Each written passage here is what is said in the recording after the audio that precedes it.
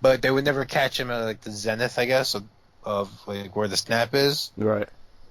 So Hunt would be able to eat them, or he'd move out the way because he could see them coming because Lewis was from so far out.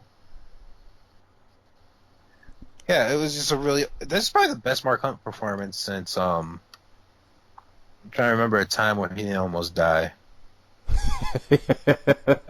Yeah, if I say his last couple fights have been, they've been a little rough, but yeah, I guess you could say like the Mirror and like Bigfoot fights, but those weren't. Yeah, I think this is I think like you said, this is probably his smartest fight in a while. Yeah, I say this is the best fight he's had against somebody who is not way past it since the Verdun fight. Right. Where he basically won the fight up until he got knocked out. He was winning anyway. Yeah, I thought it was good. Yeah, that you mentioned that. Like, they would have brief moments of exchanges, and even when he would land a really hard shot, he didn't go crazy and try to go for a finish. Like I think he respected Lewis's power enough that he wasn't willing to just trade and end up getting flatlined. And yeah, those body punches definitely paid off because I think like by the third round, Lewis he would circle against the cage and like his hands were just completely by his waist. Like there was really no attempt to like protect his head. Like his arms were just wayside and he literally was just walking left to right. And yeah, it definitely. They mentioned that in the first round, the third or fourth round. Broadcast team, I can't remember who it is, but I was like, did y'all see him in the first round? He just doesn't keep his hands up. Lewis's defense is he'll duck his head as he's throwing the counter overhand right. You know what I mean? Yeah. I think he's just one of those dudes that's just so strong that I don't know. I guess he'll take one to give one because he knows he could probably kill you if he lands flush. But yeah, like Lewis's strengths are not in that he is technical. His strengths are in that he has an understanding of how to fight. As weird as that sounds, I guess. Where like he's not just out here throwing combinations he's throwing in the gym. He's like reading the fight and he has a good sense of timing and stuff like that. You know what I mean? Yeah, those he did a couple of those knees he did landed pretty good. And those would just come out of nowhere. Like he would just have these brief just spurts of where he would just randomly land one. And you could tell they hurt definitely a little bit. And for a dude his size, like he's pretty agile, but I feel like those might have, I don't say they did him in, but like I know to do I feel like doing the motion of like a knee or a switch kick probably takes a lot more out from you than throwing like a jab or a hook. I mean, the jump roundhouse kicks probably didn't help either. Right, yeah. So by like the second or third, he probably expended like most of his gas tank, and then in the fourth, he was pretty much just running on fumes. Like there wasn't a whole lot left. Yeah, like that bizarre finish was equal parts Mark Hunt just wailing on his body and head, and him just being too tired to do anything about it. Yeah, and I saw people thinking maybe it was early, but like there was a point during that last flurry where like it literally looked like Lewis kind of turned his head as if almost to say like I'm done here. Like yeah. there's nothing else here. And even like after he got finished, he sat down like he wasn't protesting. He knew that it was over. Like it was. I didn't think it was a question. But yeah. So props to Mark Hunt because he got knocked out bad like 3 months ago. Right. And so he basically hopped right back into camp for this. Right. Against a dangerous dude, like against another dude who could have knocked him out again, like, and it probably wouldn't have been pretty. And he managed to leave, not taking too much significant damage. And at what, 43 years old? Yep. Good luck with your lawsuit, brother. Yeah. Oh, I forgot about that. It's a doubly good week. The judge ruled that the UFC can't throw out his lawsuit. So now that I don't know a lot about civil court, but I think they're going to the discovery. Hey, So we're in good week for Mark Hunt. hey, man, winning your hometown, 43 years old. I think he did mention after the fight that he wants to fight out the remainder of his contract. I'm not sure how many fights he has left on his contract, but Same. I'm trying to think of who's a potential good next potential matchup. Like if I'm the UFC, the UFC, as much as this was Mark Hunt fighting at home and for his home crowd and everything, it's pretty obvious the UFC just wants to put the hardest fucking challenge in front of Mark Hunt every single time out, being such a pain in the ass to them.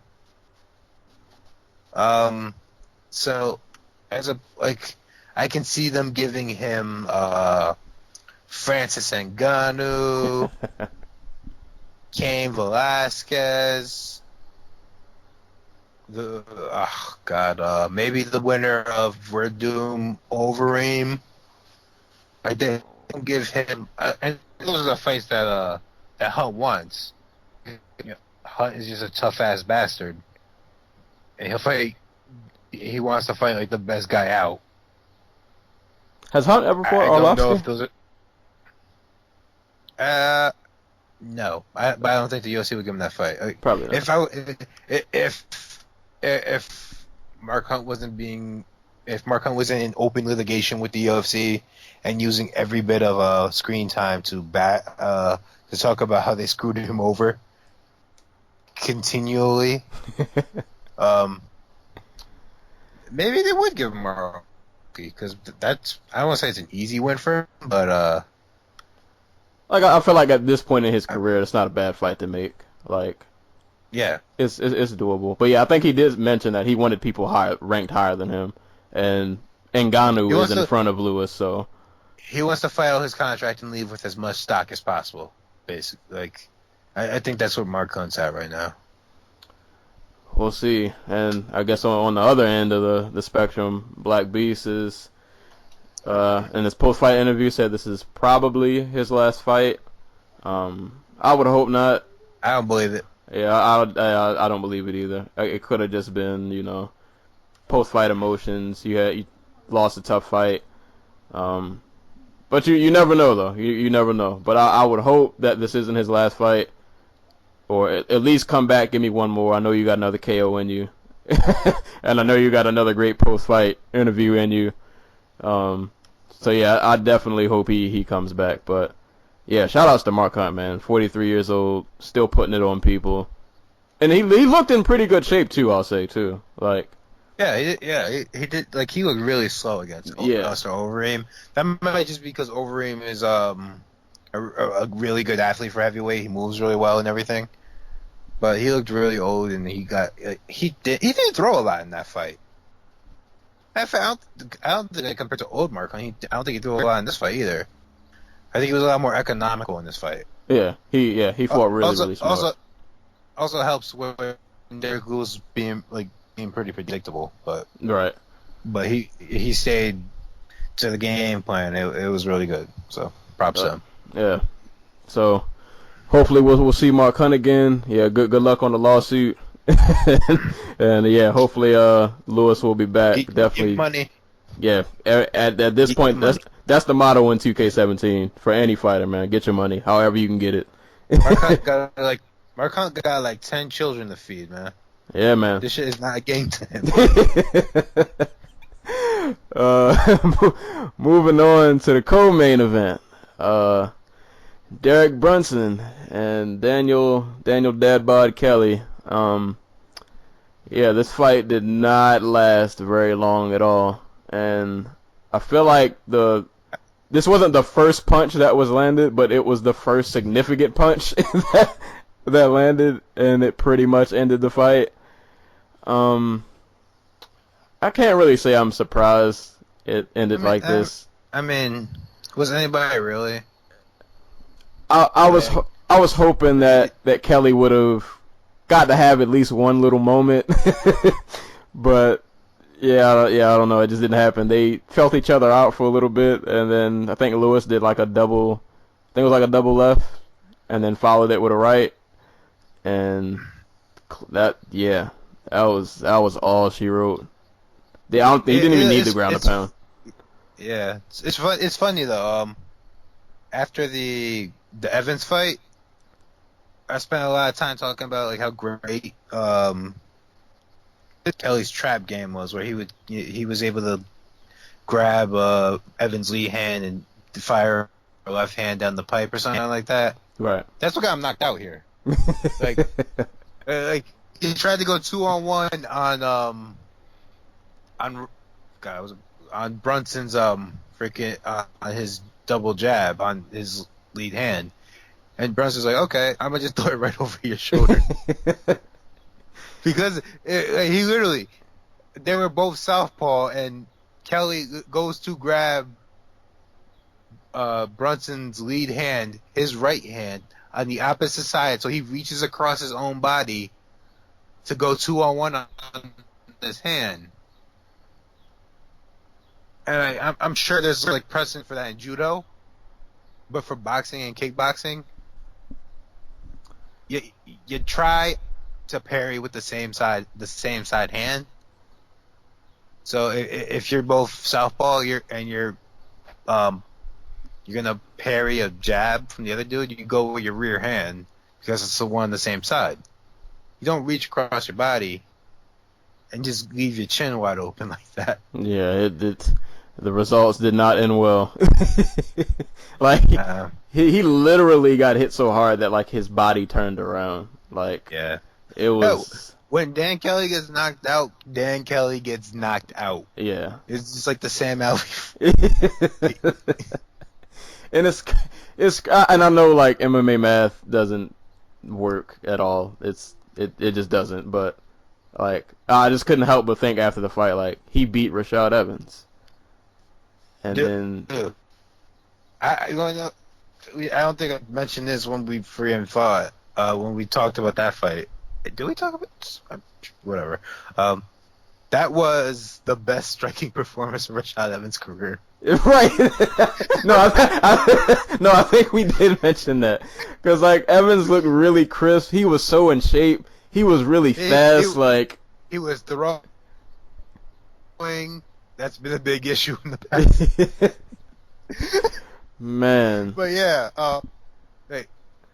it's crazy because you go back and people are like, oh my god, can't wait till we get Evans Silva.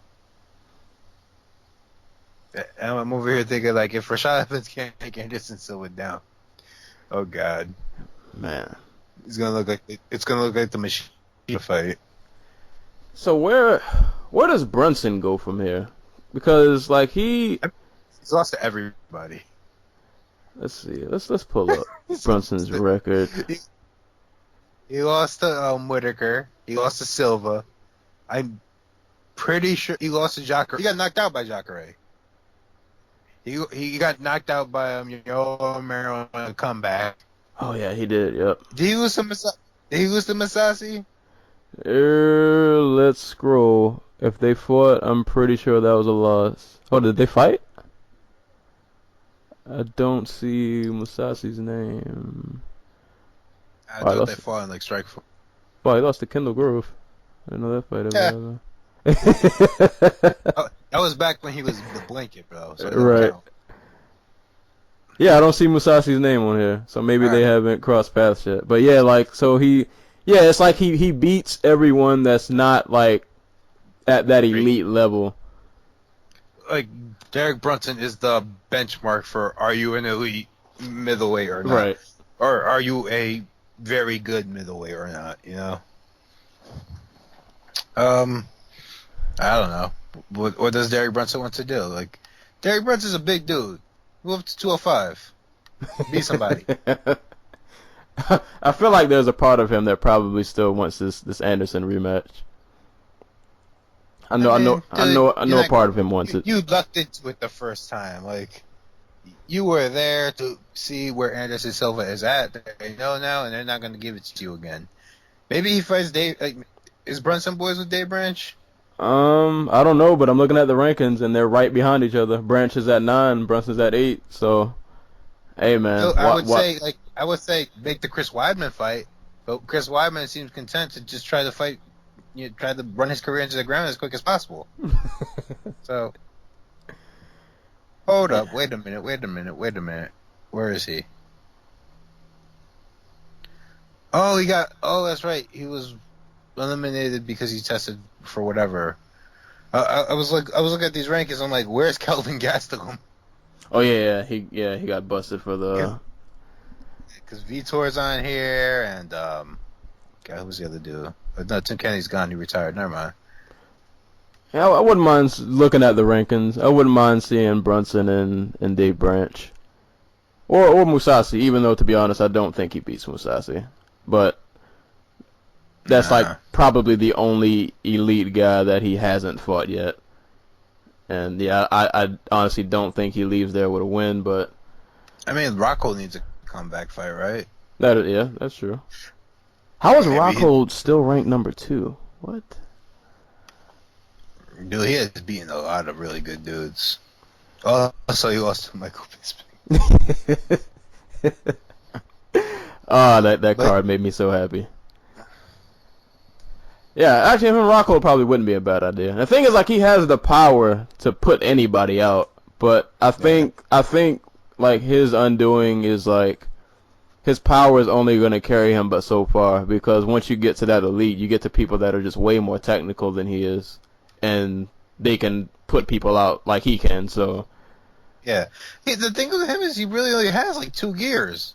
Like the one that fought Anderson Silva and just spent a lot of the time just staring at him, and the one that fought Robert Whittaker and just went balls to the wall insane and got knocked out for his trouble. Like, that's Derrick Brunson in a nutshell. He's either going to come and just stare or do like the least he can, or he's going to try to do the most as quick as possible, and it'll work or it won't. But I guess either way for him, he does have a pretty lengthy highlight reel. He has knocked or TKO'd a lot of people, so hey man, obviously what you're doing is working in some capacity, but yeah, I don't know if it's gonna get you a title. That's recent too.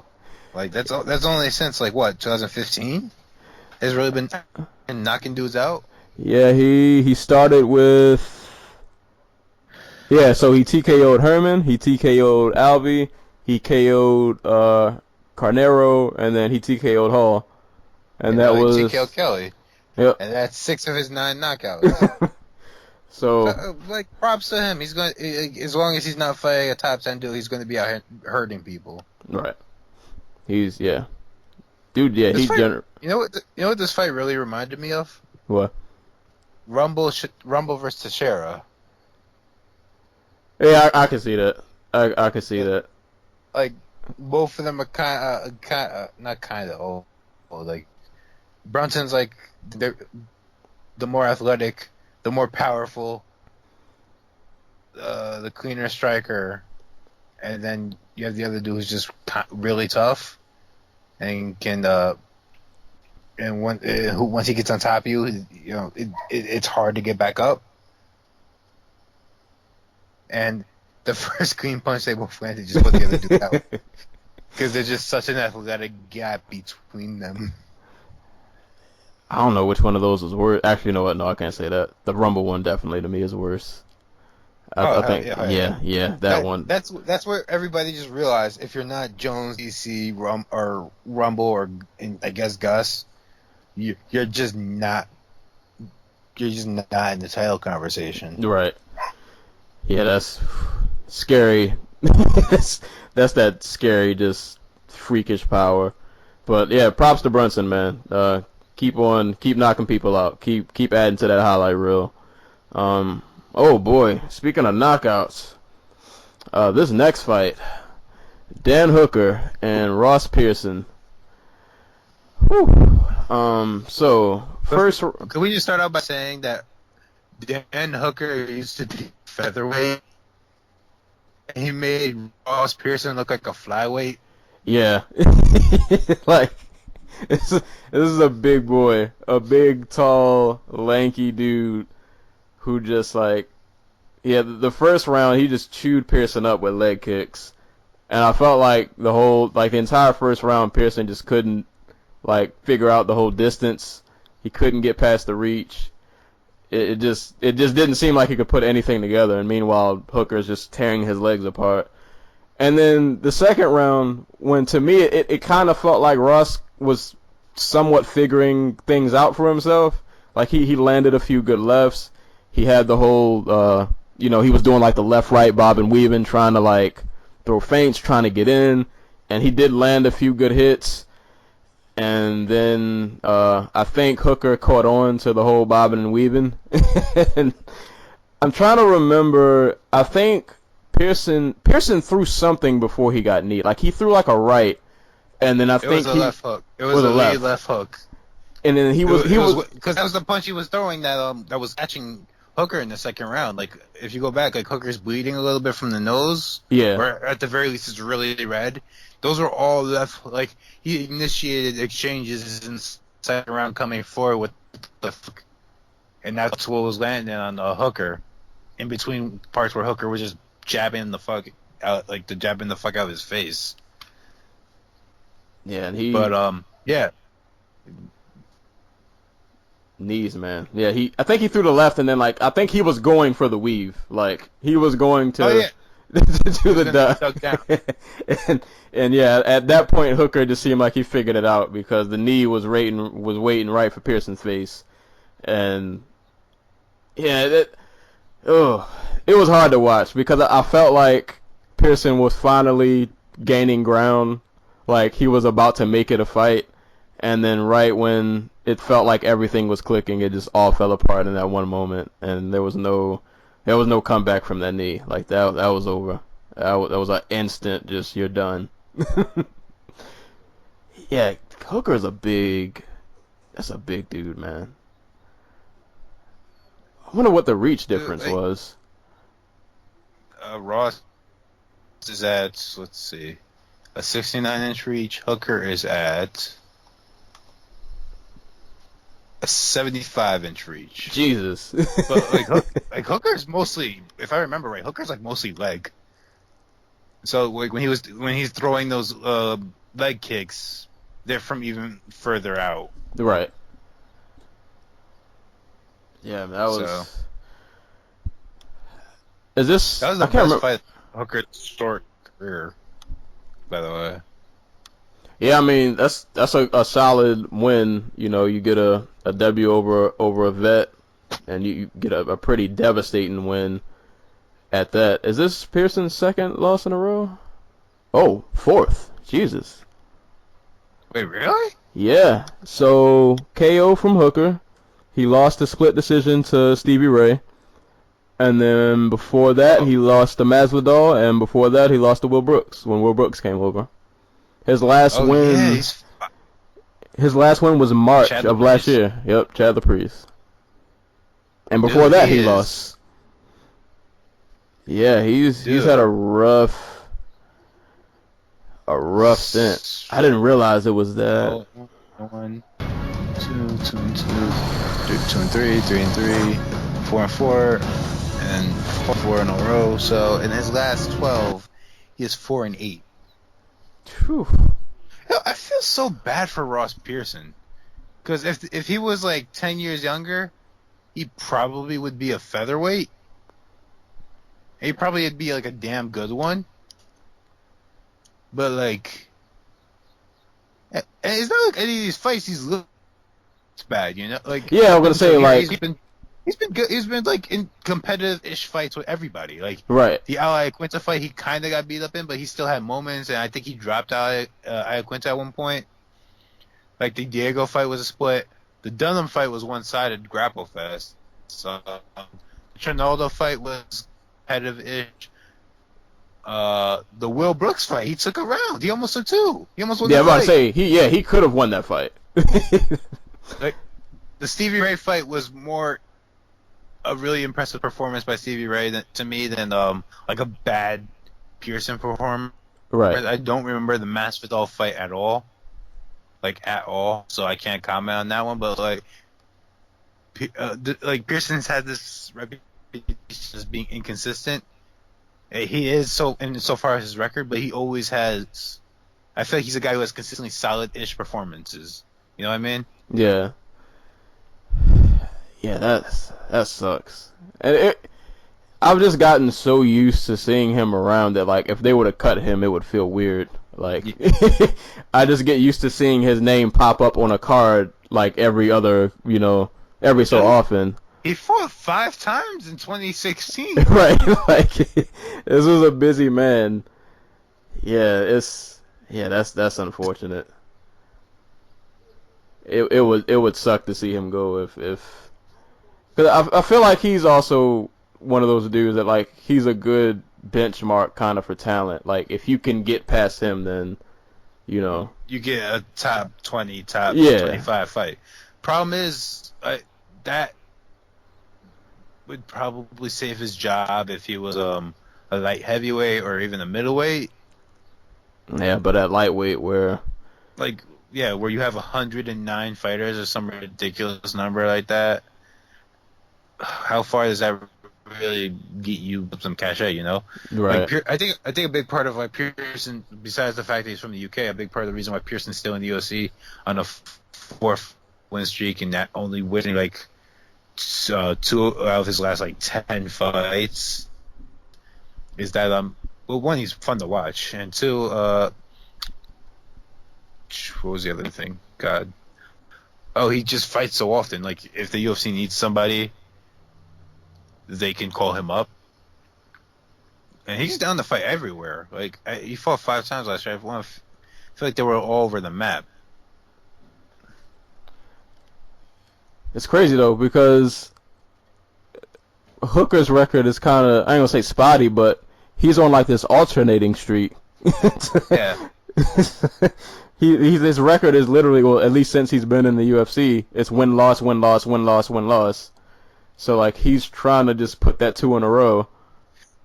Hooker's do I feel kind of bad for because like his losses are like to uber prospects like Yair Rodriguez, Jason Knight, and when Maximo Blanco first premiered, he was like this super lightweight prospect, and he's a talented dude. Don't get me wrong, but Didn't pan out to yeah, to what we had hoped. But yeah, definitely good performance from Hooker. Like I think he could string together a couple of wins and probably at most maybe be like I think he could have a solid career at lightweight, where he's like a Ross Pearson type. He just shows up on a card every once in a while, and sometimes he wins, sometimes he loses. right. But I So, think he's gonna be better at lightweight.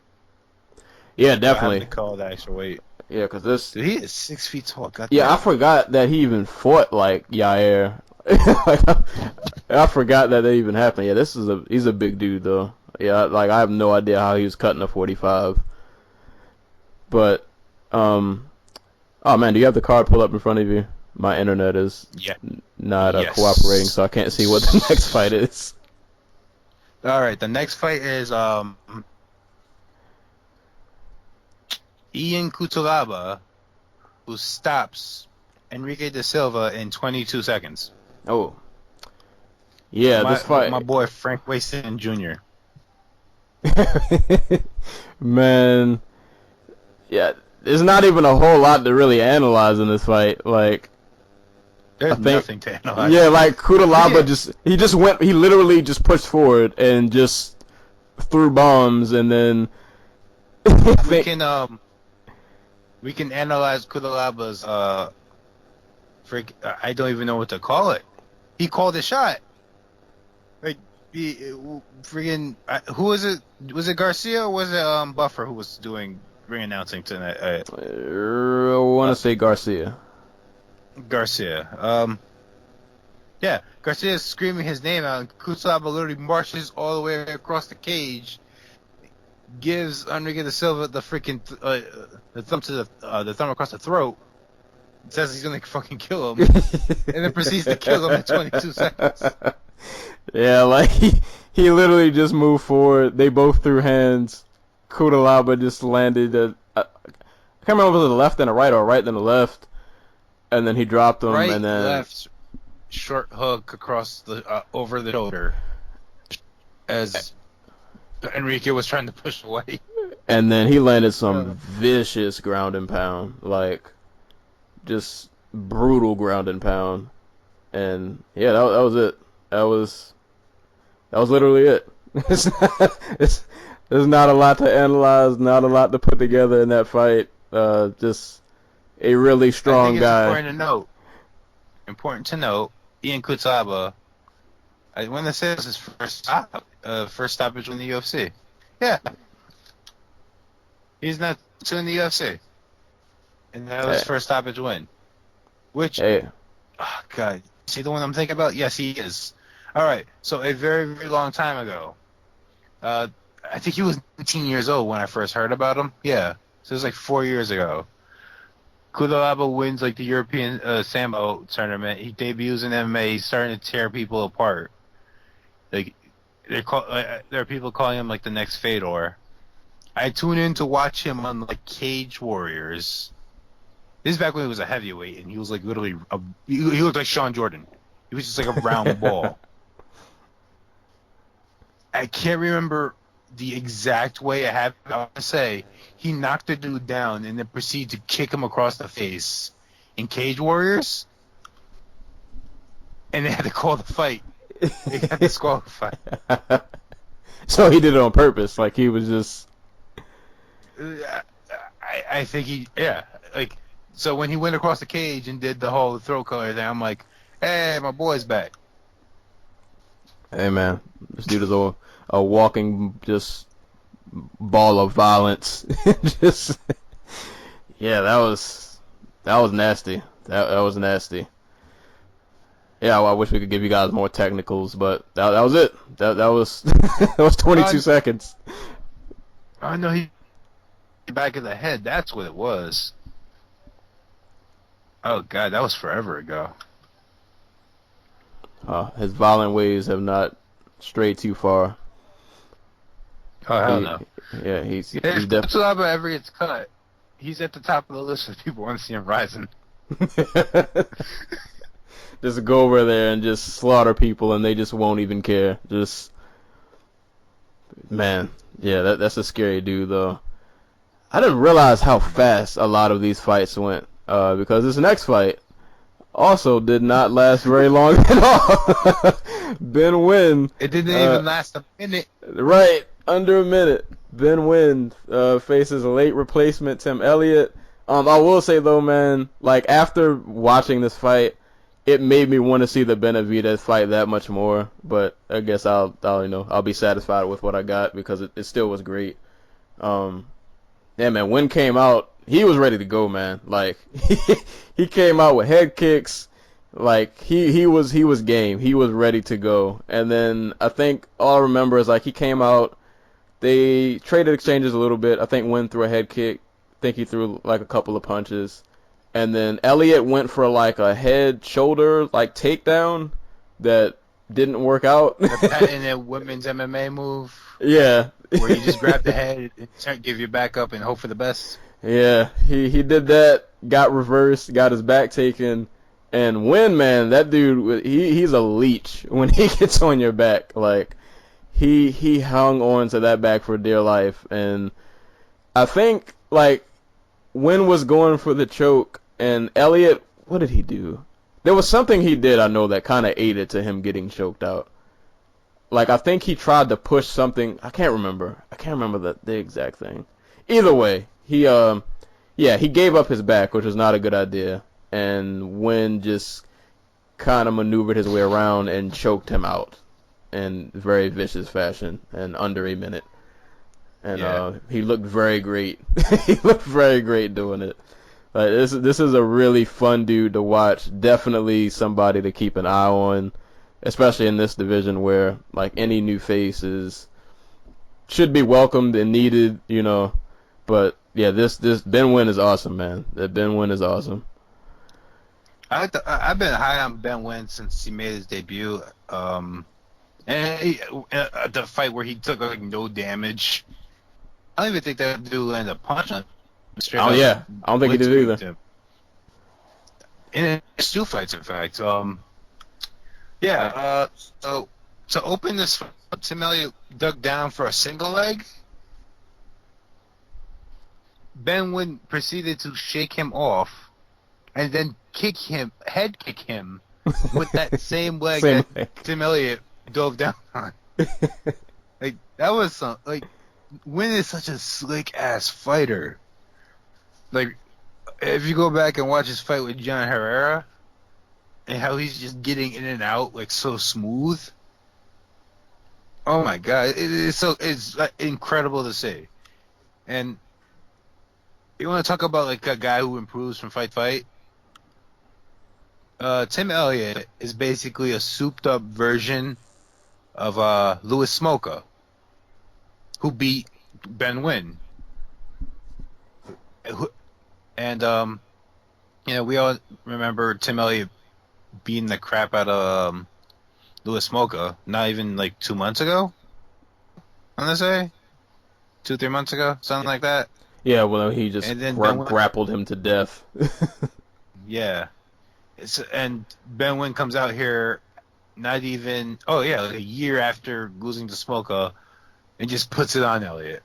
Like, this wasn't the reason Elliott went for that head and arm throw is because Ben Wynn cracked him with an overhand right that literally turned Elliott all the way around. Yeah, that like, when I hear people talk about how there are just no interesting fighters at flyweight, like, I think of guys like Ben Wynn, and he just looks like he's having Merkin dudes. and he looks like he's just having so much fun. Like, yeah, this looks like and enjoy it, like he's having the time of his life while he's just tooling people. And yeah, the fact that did Benavidez get injured? I can't remember why that fight fell apart. He tore his ACL. Oh Lord, okay, Yeah. Oof, that is a no bueno. Yeah, but yeah, I definitely would love to see Wynn, against against the top guy. Yeah, right. Yeah, like, and I feel like winner, even no matter if he wins or loses, like, it's gonna be something fun to watch. Like, this dude is just really dynamic, really slick. Like, I knew the second that Elliott went for that throw that it just the second they hit the mat, it was like you knew this wasn't gonna end good. Wynn is just, he's way too slick for something like that. And once he took his back, like, it was under a minute. Yeah. So many people got made really quick work of. I didn't realize how this main card sped by pretty fast. And I normally complain about the 6-fight main cards, and I'll always complain about 6-fight main cards.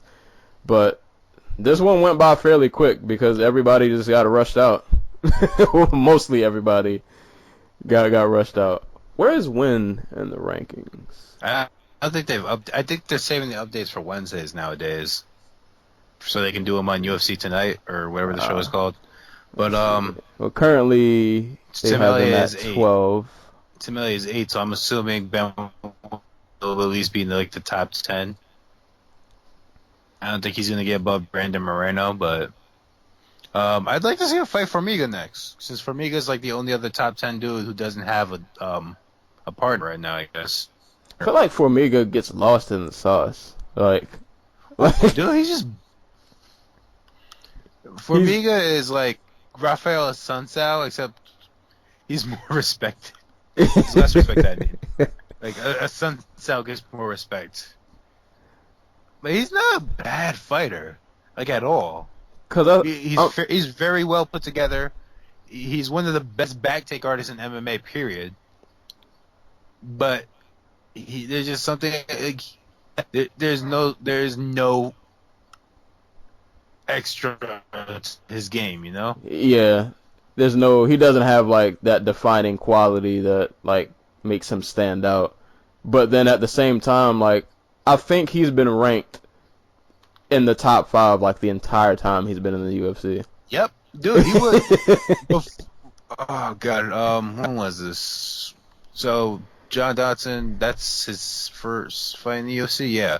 So a year before the UFC, or a year or two before the UFC brings in the flyweight division, he's the number 1 flyweight on the planet. Like and never he's got a in title Tachi shot. Palace. Yeah, he's in Palace like Danny Martinez and he lost to Ian McCall, but he beat Shinji Kojima, who was at one point the #1 flyweight on the planet. Beats Pantoja, who is a damn good bantamweight now, I want to say. Unless I'm confusing him with the other dude. Is he in Bellator? No, he's in the UFC. Yeah, Pantoja's a flyweight. And Danny and Mamoru Yamaguchi. Like, Jusier's been around. Like, Jussier was a top flyweight before the UFC had a flyweight division, and guys like Benavidez and Cejudo and Demetrius Johnson were floating around, you know? Right. So, but at the same time, he's kind of just, I don't want to say he's coasted a bit. Like, he's beating Wilson Hayes and Zach Makovsky and Dustin Ortiz. Like, he's beating the class of guys. Like, on one half, you have the Benavidez, the Johnsons, the Borgs, the Pettises, the Morenos, the Ben Wins, who are just, like, flashy and explosive as fuck. On the other side, you got the Dustin Ortiz and Wilson Hayes and, you know, the Jussier Formigas. And Jussier Formiga's the best of that style. I guess at this point it's time to make those styles clash. Yeah, just throw in win in there and let's just see what happens. He joins he joins the beat Formiga get title shot club. Hey. John Dodson, Joseph Benavidez, Ray Borg, Henry Cejudo, Ray Borg. If the whole mess at flyweight is situated and he gets his title shot, man. We'll see, but yeah, man, Ben Wynn definitely gotta to keep an eye on, man. That's a fun dude to watch fight. Man, we've already gotten through. Oh, we got one more. Okay, I'm gonna butcher his name. I'm gonna try it anyway. Alexander Volkanovski. Wanna say that? Yep. Somewhere in the ballpark. Versus Mizuto Hirota. Hirota's a tough dude, man. Like, what happened in the first? I can't remember if the spinning back fist or elbow was in the first or the second. Either way, he got dropped like multiple times in this fight, and still found a way to like, like he was still putting forth an effort to attempt to win. But like, he got dropped in the first, and he ate a little bit of ground and pound, managed to get back up. He ate, I think it was a spinning back elbow in the second that dropped him. And then I think he ate another one. I don't think the other one dropped him, though. But, like, I don't know, Alexander just pushed, like, a pretty mean pace this fight. Like, he was just in go mode the entire time. Was this his debut? I don't remember, like, if I've ever seen him fight before. Second fight. Second fight. He fought, God, I should know this. He fought Yusuke Tsuya. So he's just out here beating Japanese dudes. He looks solid though, man. Like there's not anything I saw about him that like really stands out like a whole lot. Like he's not like a crazy striker or like a crazy grappler. I will say he is I'm trying to think of somebody else really quick. Maybe besides Frankie Edgar and Demetrius Johnson, to an extent, he might be the best ground and pound artist at 155 and below. He's just so once he gets on top, he's so good at just opening up the ground and pound and everything. And he hits so damn hard. It's insane. Yeah, he is like he's a tenacious dude. I will give him that. If he has one like standout quality, it's that he once he gets on top and he's raining down punches, he's as good as anybody else at it. Yeah, I was actually surprised Hirota didn't get like TKO'd or like, and it was crazy because even after the times he would get dropped, like he kind of cleared the cobwebs fairly fast and would find his way back into the fight. I think it was just Alexander just was too, I don't know, like he was just too much. Like it was such a pace. Dude is just really tenacious that Hirota couldn't get a whole lot off. And yeah, I guess he continues his streak of just beating Japanese guys. But Proud Australian tradition. hey, man. Especially on that regional scene. I really, really like Volkanovski as a prospect. Like, the one thing holding him back is he is like 5'6" at featherweight. He's kind of bulky. I'm not seeing a reach, but yeah, that's probably gonna hold him back in this division because, like we said, this is a division where guys like Dan Hooker and like Conor McGregor cut their teeth before moving up. He's always going to be a length disadvantage. I don't want to be anti-Australian or anything like that, but I'm not trying to throw dirt on their wrestling, but he at one point will face a better wrestler than himself fighting in the UFC, you know? Right. And I can't say anything about his striking because he beat the crap out of Hirota here, but I don't know where that's at. And the fact that he's 5'6" doesn't give me a whole lot of confidence in it. So it'll be interesting. It'll be interesting to see where he goes from here. I know he talked about maybe going down to bantamweight one day, but this is also a dude who won a title in Australia fighting at welterweight. So who knows? So he's got a whole gamut of just. Dude, he beat a guy at welterweight who now fights in the UFC at welterweight. Jesus. Or he used to fight in the UFC at welterweight. I think he got cut. I think though, if anything, what could work for him is, I think that tenacity will carry over to whatever division he might find himself in. Like, I think even if he doesn't have the reach advantage or the size advantage, like, he might just be able to bully people. Oh yeah, no, he is strong as shit. he might just be able to bully people into wins to where, like, he's just gonna get in your face and there's nothing you can do about it. Because like I said, I felt like if, once again, props to Hirota for surviving some of these moments, but I feel like if that was anybody else, he probably would have put somebody out. Yeah, like, absolutely. And I think this was a good fight for Volkanovski because you learned that they're just dudes in the UFC who might not be all that, but they will take his power. And he's going to have to learn to adjust to that. So I think that was good for him in this sense. As for Hirota, I feel bad because I don't know if a lot of people remember this. Hirota fought Pat Healy in Strikeforce, and I think it was the fight right before Pat Healy was supposed to fight for the title in Strikeforce. And he beat Pat Healy, but they gave Pat Healy the fight. I was very upset about that. I feel like I should remember this fight. And he beat Rodrigo Dam, but they gave Rodrigo Dam the fight because Brazil. Like, there's a dude who has one UFC win, and it's over Cole Miller. So, and you want to talk about toughness? You can talk about the Teruto Ishihara fight, where he survived getting blitzed by Ishihara in the first round, and comes back to win the second and third. Nah. Yeah, this. Hopefully, I think before this fight, it was a draw, right? I'm trying to remember what his record has been lately, Hirota's, as of late.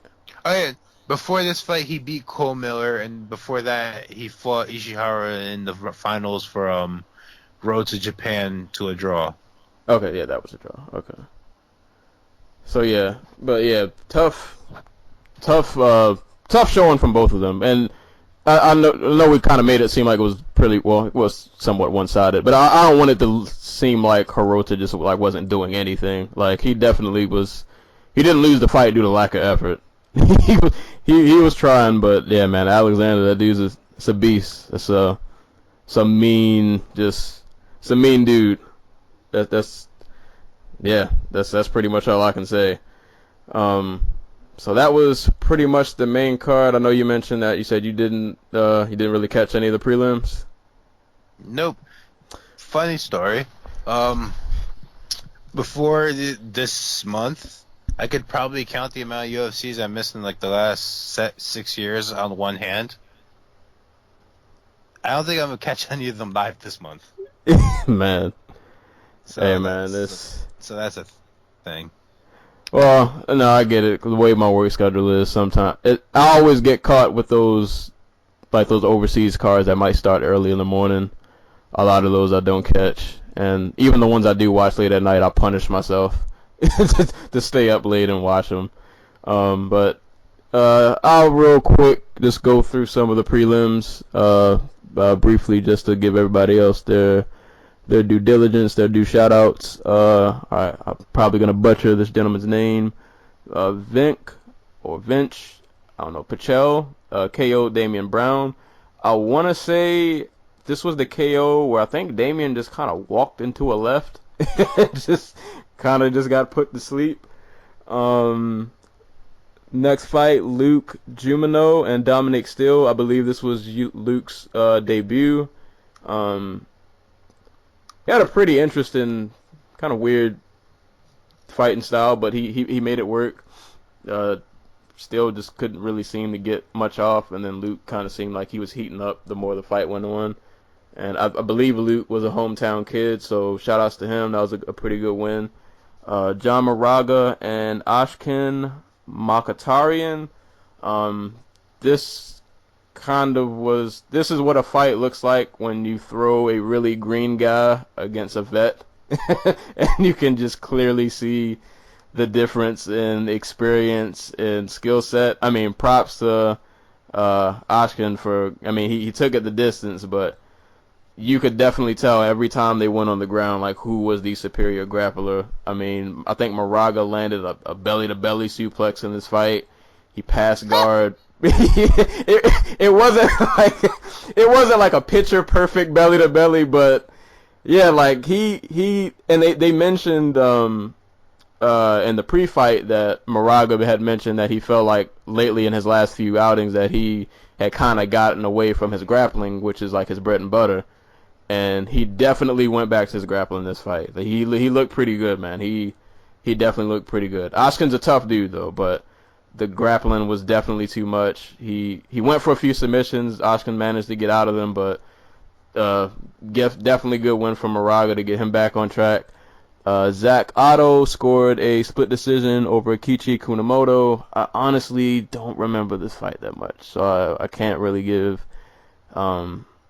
any like technical advice or anything, but he got the split decision nonetheless. And the last fight, which was actually a pretty fun fight, JJ Aldridge versus Chan Mi-jong. I think Chan is 19, I want to say, from South Korea.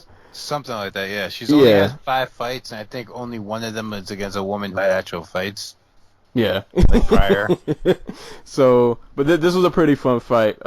It did seem like JJ Aldridge probably just seemed like she was just kind of more skilled, but Chan was, man, she I can't remember what round, but she did like this battle cry. Like, you have to look this up. Like, the round was about to start, and she does this battle cry like, ah, and it was really cool to see. Like, she's definitely a tough chick. Her striking's pretty good, but I think JJ just seemed like she was kind of more well-rounded, a little more clean. But Chan's fun though, man.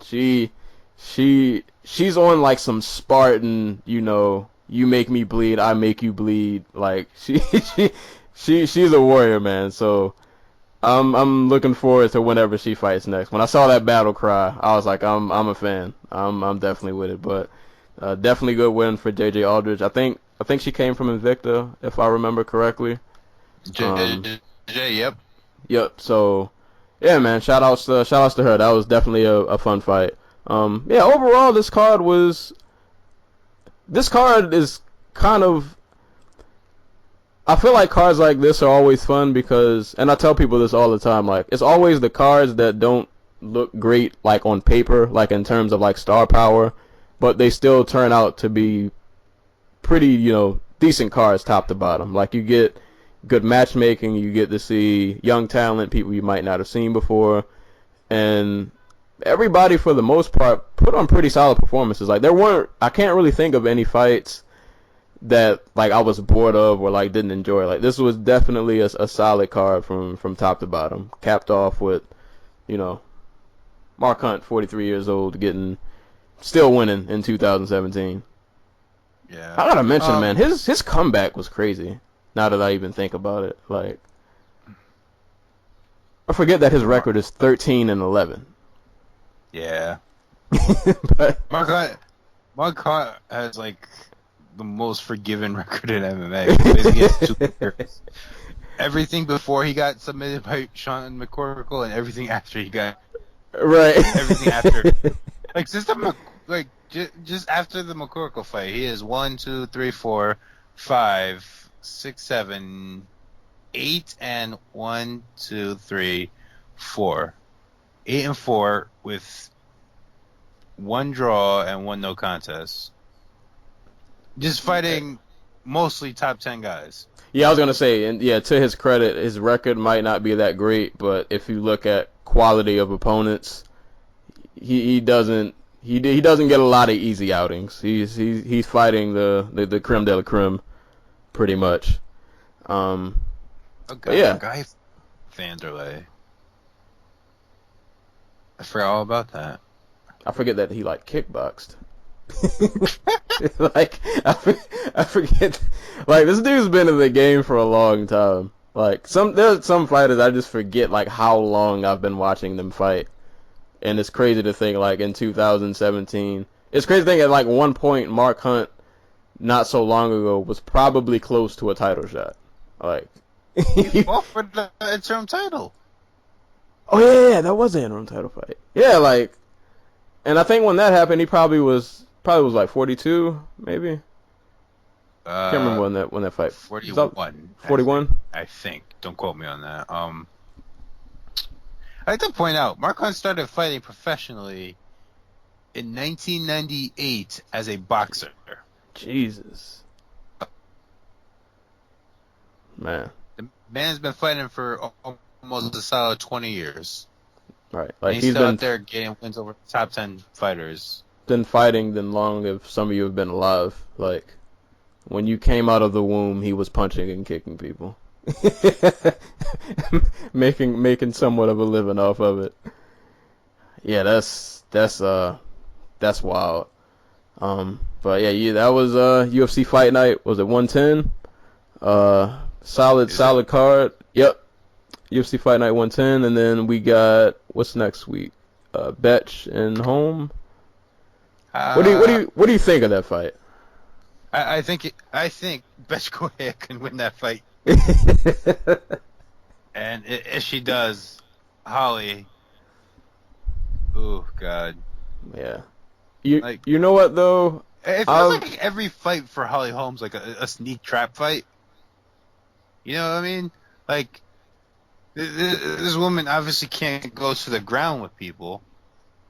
Like, and the UFC is just consistently matching her up with, have been consistently matching her up with strikers the Miesha Tate fight, and she's finding ways to lose. Or should I say, she can't adapt to what they put in front of her. Right. I've been going back and forth with this fight because kind of like you, I think Betch can definitely win, but I might go out on a limb and say Holly will win this because I can't remember what podcast you mentioned it. Betch said she's a KO artist. Oh, that was the last one. Yeah. And I do think with these last few fights, she's been using hands a lot more willing to go forward. And I want to say, you never know, but I want to say that'll play into Holly, and she'll just be able to get in, get out, counter, and kind of just do her thing for 3 rounds.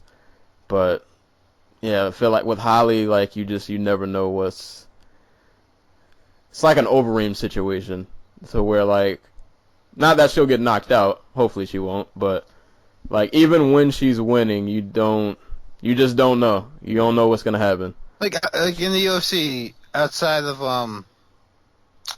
the Ronda Rousey win, like where has she ever looked like she was like comfortably ahead? And I guess the Renault fight, but like the way she fights is always like so frenetic. You feel like she's fighting with all this nervous energy. I kind of felt like in the Tate fight, at least in the first. Oh no, actually no. Actually, I'll take that back. She was up on the scorecards 39-37, I want to say. Come the last round, and that was after. But there was still that one round where she just got completely like just manhandled on the ground. See, and I think, and it's not like Betch doesn't do takedowns, but I don't know. I feel like Holly should be athletic enough and skilled enough that she should be able to avoid takedowns and probably get the better of most of the exchanges. I want to say that, but yeah, it's hard to say. She could theoretically lose like a close split decision. Like I could definitely see that happening. Yeah. But who else is on there? Oh, guess the other fight. How do you feel about Dos Anjos and Saffiedine? I think Dos Anjos should beat the crap out of Saffiedine, to be honest with you. Like, since Saffiedine has come back from injury, let me just double check on this. I want to say he fought Rick Story, and did he fight somebody else in the meantime, or was that no? He fought Dong Kim. Right. I remember. No, I don't.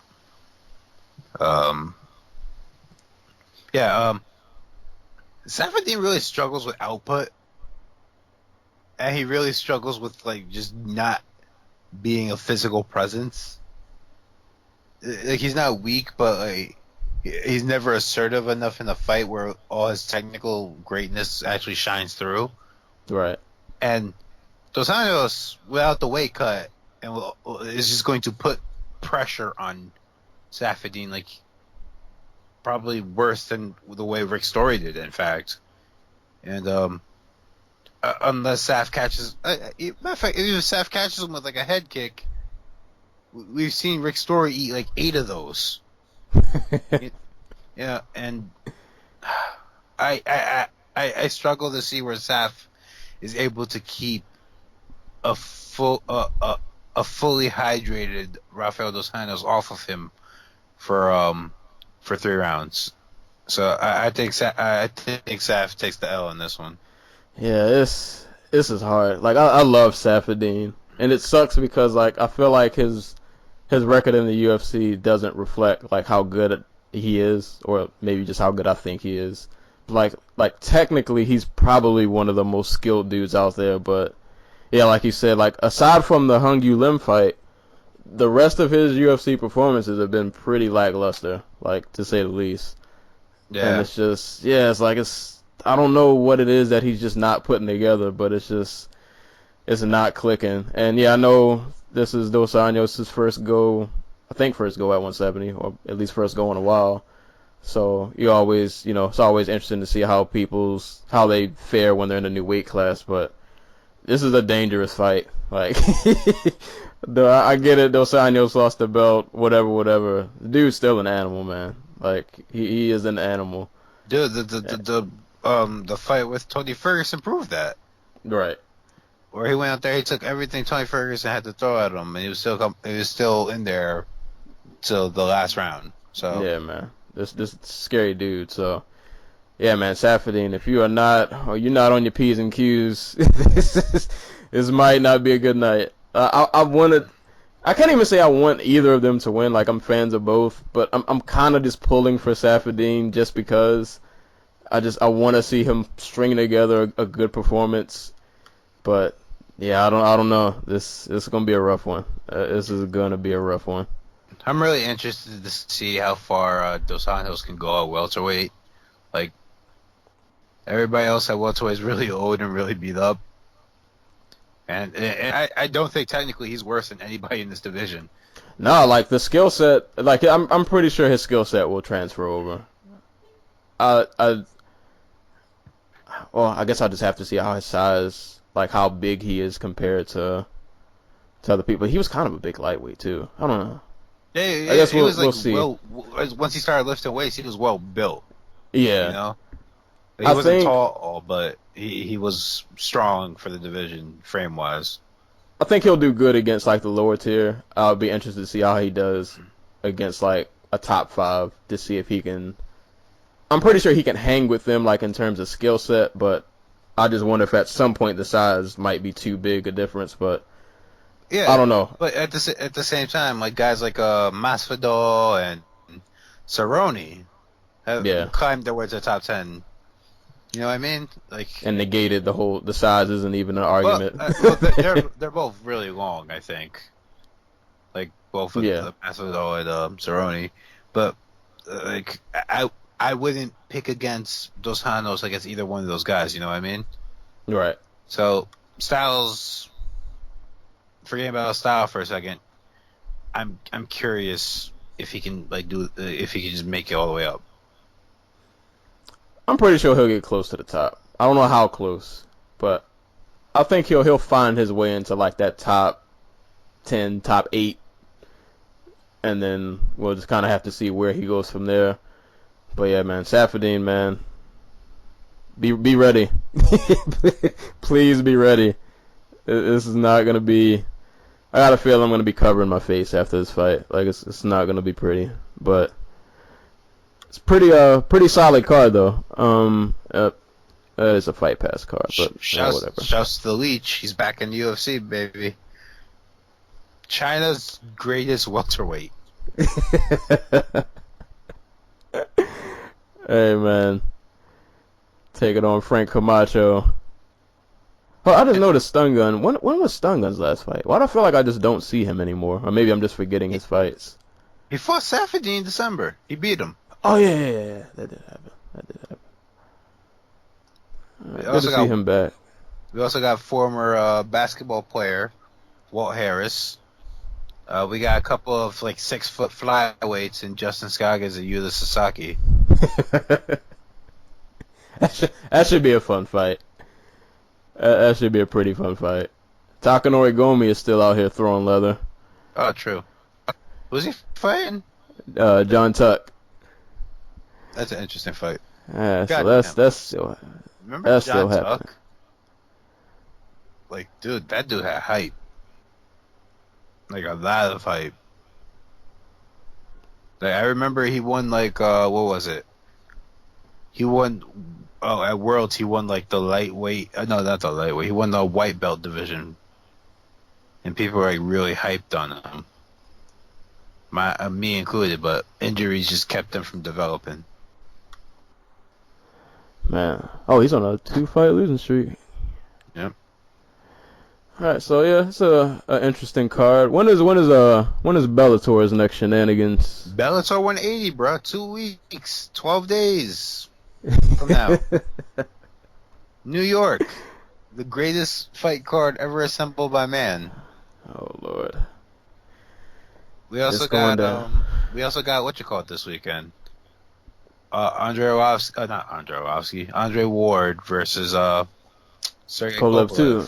It's rematch. Yeah. Boxing again, man. Still. Well, we'll see how that fight goes, but I'm pretty sure there's no reason that fight won't be pretty good. So I'm just gonna say boxing will probably continue their streak of just dope fights that they've been doing all year. Yeah. Who else is on this Bellator card? I gotta take a peek. Got the Rory McDonald, not the Rory McDonald, the Lorenz Larkin, Douglas Lima fight, Chandler versus Brent Primus, King Mo versus, not King Mo, it's Phil Davis, Ryan Bader too, for the title because King Mo pulled out. So they're just like, fuck it, we're gonna give you a title shot now. Who you got? Who you got in that? Dude, I am a freaking Ryan Bader loyalist. And he won the first fight. So yeah, I got Bader. I got Bader in this. We also got Shinzo Machida, James Gallagher. The Bellator McGregor. Mm-hmm. for all intents and purposes. Oh, and Aaron Pico. Aaron Pico, Fedor versus Matt Mitrione.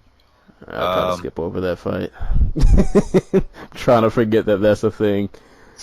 Gilbert Melendez' wife, Carrie Ann Melendez. She's making, I think it's her MMA debut. Oh, and for all you women's boxing fans out there, Heather Hardy's making her MMA debut. According to her, she's gonna make more money in this one fight for Bellator than she has in any other fight she's had in boxing. That's terrible. Yeah, that's what happens when you don't got a TV deal.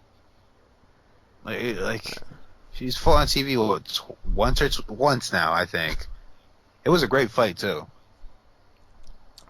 I'll say for Bellator, I mean, I'm not a fan of the Mitrione fight. I really don't care to see it.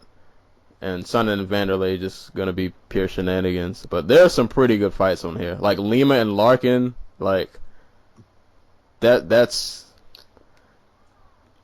I don't even know. Lima Larkin is like the people's main event. Right, pretty much. Like if for anything, if there's one fight you need to watch on this card, it is definitely Douglas Lima and Lorenz Larkin. Like there's no way that's not a fun fight. Like there's a solid argument that Lorenz Larkin should be like the #1 contender for the UFC welterweight title right now. Right.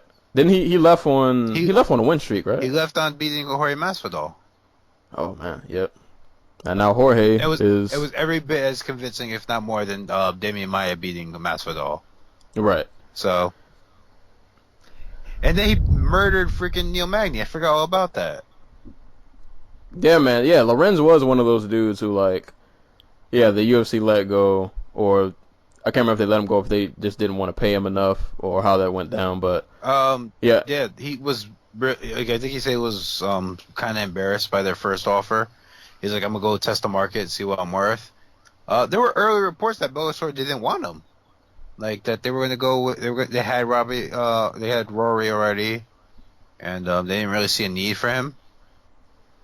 But he stuck to his guns on it, and now he's in Bellator. Getting a title shot. Now he's going to have a title shot on his debut, and Bellator is playing one of the biggest pay-per-view they've ever had, the biggest show they've had today, in terms of like importance, I guess, not so much in ratings. I think the Kimbo fight will probably have more. Both the Kimbo fights will probably have more people tune in for them. Yeah, believe in yourself, people. That's the Lorenz Larkin story. Hey, but you got to back it up too. This dude, he sticks to his guns, but he has the resume to show why he's deserved the money that he's looking for. Yeah, he beat Robbie Lawler, people. Don't forget, he beat Robbie Lawler. Oh yeah, that fight did happen, man. Strikeforce, man. I miss those days. I wonder if that's the big reason why he was able to sign with them. Like, Scott Coker all of a sudden remembered who he was. Right. I wouldn't doubt it. And I feel it, man. Like this, I feel like we're gonna see a lot more of this. There's gonna be a lot more departures and people kind of just reuniting with Coker. Yeah, it probably won't be anybody. I don't know, like these loyalists, like freaking Chris Weidman. Like, imagine it's just like the Strikeforce division, like the Strikeforce middleweight division, just gets tired of having to wait for GSP and visiting. They all just peace out. Like Rocco bounces, Brunson bounces, Musashi bounces. I don't think Musashi's signed yet. That's another thing. Like, I think he's still a free agent. UFC's been having him like do all this promotional stuff for them. Like I think he was just on a tour in Europe. He's on UFC Tonight. He still doesn't have a deal yet. Yeah, that's. And if they, I'll say it now. If Musashi, if they let him walk, like the exodus is coming. Like if Musashi walks, the exodus is right around the corner. Like everybody, I think a lot of people will follow suit. Might not happen all at once, but you'll slowly start seeing some names just kind of disappear. And hey, man, it's Bellator's time. Bellator, Ryzen. Like, if Mark Hunt is really content to just like fight out his contract, he's not going to Bellator. He's going to Japan. You know what I mean? Why not go over there, have some freak fights, take off some heads? Mark Hunt versus Baruto. Hey, Like I'd love to see Mark Hunt fight a sumo wrestler. and I'm pretty sure they'll pay him a freakish amount of money. Yeah. Just to. There's a reason Mark Hunt has been the focal point of their returns to Japan. You know what I mean? Yeah, man. Who doesn't love Mark Hunt? I'm pretty. Yeah. It's gonna be interesting. Like I feel like by the end of this year, like I think we'll get a really good like barometer as to where MMA is heading. Like by the end of this year. Dude, I'm just saying, the UFC really opened the fucking flood. If this McGregor-Mayweather fight comes together, UFC's gonna have a freaking headache on their hands. I hope their cut is worth it. You know what I mean? Yeah. Because there's gonna be a lot of pissed off people. $4 billion. Was it worth it? That's what we're gonna find out by the end of this year. We're gonna find out how much that $4 billion was really worth. We're definitely gonna find out, and I think we're gonna have to wait till the end of the financial year, y'all. We're gonna hear rumors in like February 2018 that the UFC is looking to go public. I don't know. It's gonna be interesting though. Yeah, and Dana White's gonna be like Vince McMahon.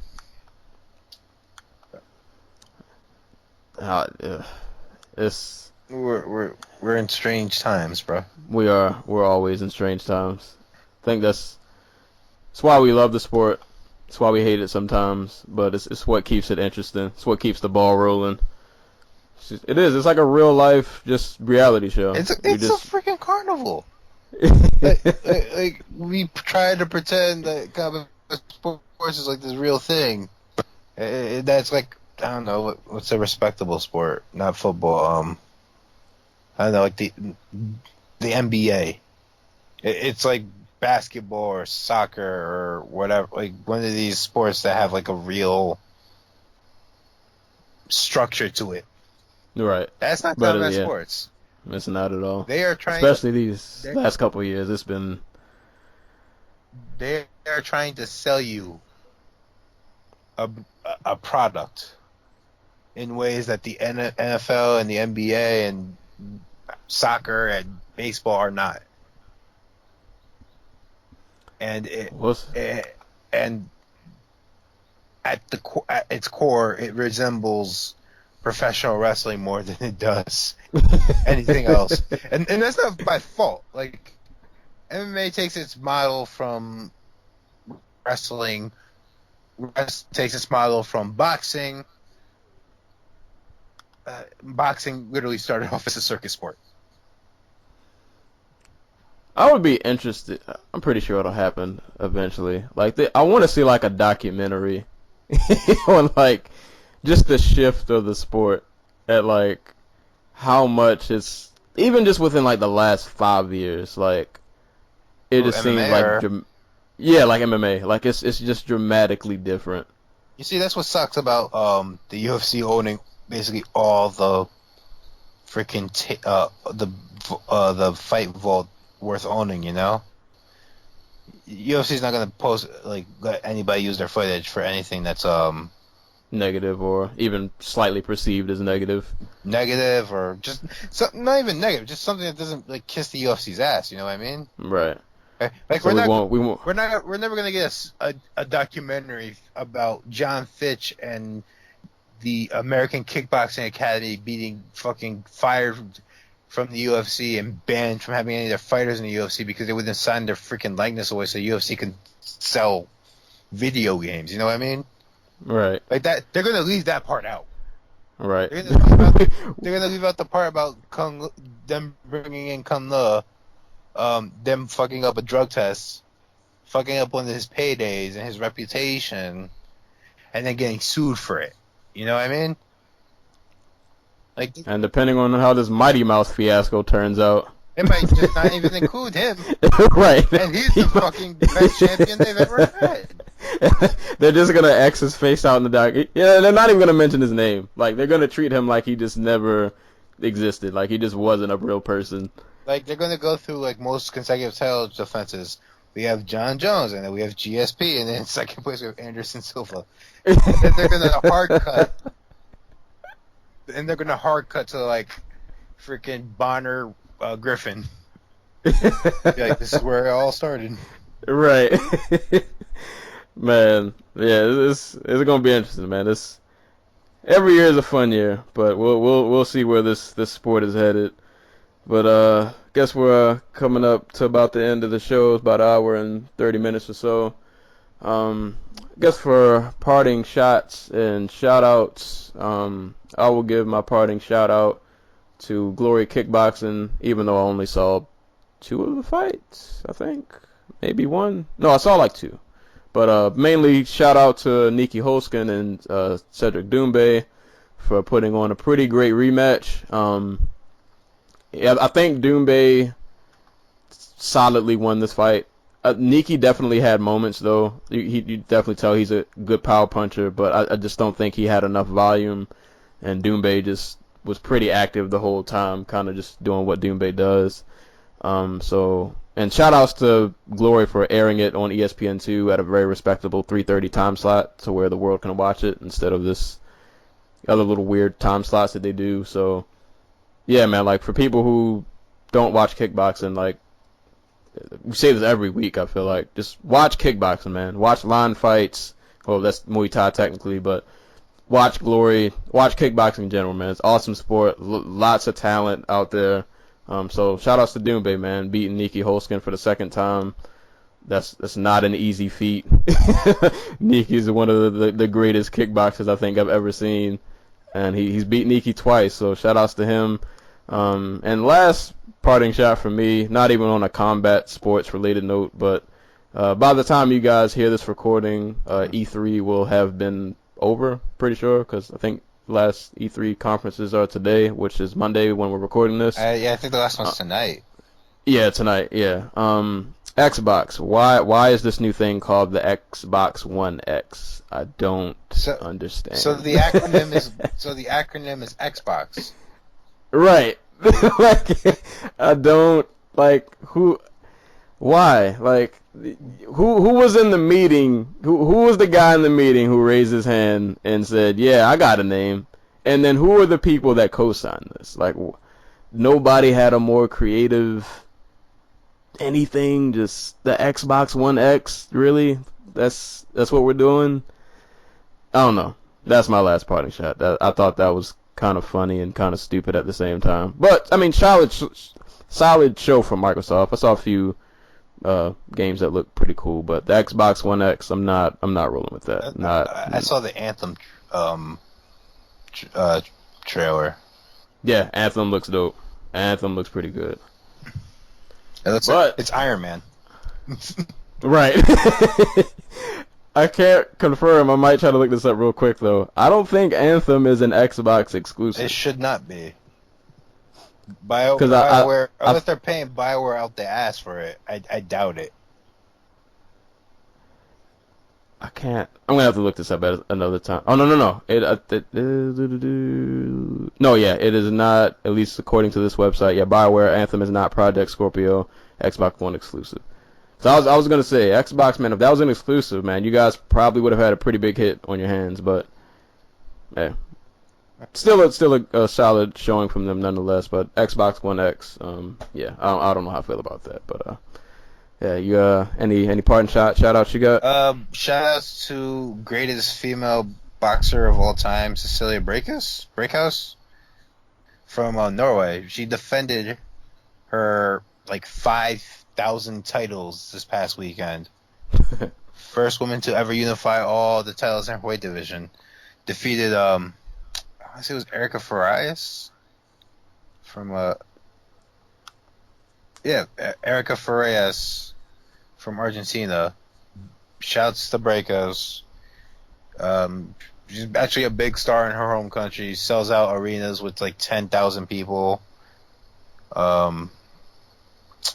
Sucks that Holly Holm fight never happened. They offered Holly $250,000. Crazy, Holly. I mean, I mean, in the long run, it worked out for Holly, but still, like I would love to see that fight. Maybe one day we get to see Breakouts versus Clarissa Shields. Yeah. Shout out to Clarissa. Yeah, and I guess for my other one, shout outs to the new Kingdom Hearts trailer for Kingdom Hearts 3. Because I remember playing Kingdom Hearts 2 when I was, 13 years old? I've been telling people, man, listen, the trailer looked good, and that's cool and all. This game isn't coming out till like 2030. Like, they just drop a trailer every so often to convince you that this is a real game. It might be. It's going to come out maybe eventually. I will say it looks good. It does. It definitely looks good. But I straight up, like, I played that game when I was 12 years old. Like, just to put it in perspective, like, Dr. Dre put out an album before Kingdom Hearts 3 came out. Wonder Woman got a movie before Wonder Woman got a movie before Kingdom Hearts 3 came out. Like, Robbie Lawler became a UFC champion before Kingdom Hearts 3 The Cubs won a World Series. Right. Like, so I'm not saying it can't happen, but You're saying it won't. Yeah. I'm not going to believe it until I walk into GameStop and I see the game physically on the shelf and I can pick it up. And then you open it and it turns out it's actually like Kingdom Hearts like 1.872. Right. the HD remix. Like I'm just saying, if you wouldn't have to freaking have an update for your games if you release the main series game when you're supposed to. Now, right. 12 years later, there are kids in middle school who have never heard of Kingdom Hearts. Oh man, yeah, that was. But it does look dope. I'm looking forward to the Sony conference tonight. I guess. Apparently, that Insomniac Spider-Man game was good. Yeah, that looks pretty dope. Yeah, actually, probably as soon as we finish recording, I'm gonna watch. Who went right before we started recording? I think Ubisoft went. Yeah. So I'll probably check that out. And yeah, E3. Well, by the time you guys hear this, all of this will already have happened. But Kingdom Hearts won't be out by the time you guys hear this. Probably won't. Won't be out by the time you die. Like. Right. Watch this over. It'll come out when you're on your deathbed. I am thoroughly convinced that Kingdom Hearts 3 has not come out because the writer is trying to understand the plot from Kingdom Hearts 1 and 2. So he just keeps writing. Oh man. Oh, you still there? Hello? Did I lose you? I forgot my mic comes with a little mute button. That's the Kingdom Hearts people watching. They're not too thrilled with us right now. But yeah, man. Either way, good stuff happened this weekend. Awesome fights. Great revealing of future video games that may or may not ever come to fruition. I mean, wait, is God of War going to get a trailer this year? Are we going to get a release date for God of War 3? We'll see. We'll see. I'm pretty sure. I want to say. I'm going to say I'm positive they'll show that. Wait, I'm pretty sure. Wait, which God of War is this? God of War 4? 4, I think. Yeah, I think we're on 4. I forgot because I stopped playing after 2. Yeah. I'm pretty sure that'll come out before. PlayStation Lifestyle. God of War is releasing on November 28, according to YouTube. Hey, see? You heard it here first. God of War got a release date. Way back Kingdom Hearts. Now we're breaking video game news. Right. Spin-off channel. But I guess that's about it for the show. You guys make sure you go to Facebook, type in Dojo Talk Podcast, hit the like button, like the Facebook page, subscribe on SoundCloud, subscribe on YouTube, share with a friend and a friend's friend and a coworker if they like fighting, video games, anime, any of those interests. And yeah, so that is the show for today. I'm gonna go try to chill out and calm down from this 95-degree weather that I've been baking in all day. So as always, anytime people are being kicked and or punched in the face, we'll be there to talk about it, and hopefully we will catch you guys soon. So until next time,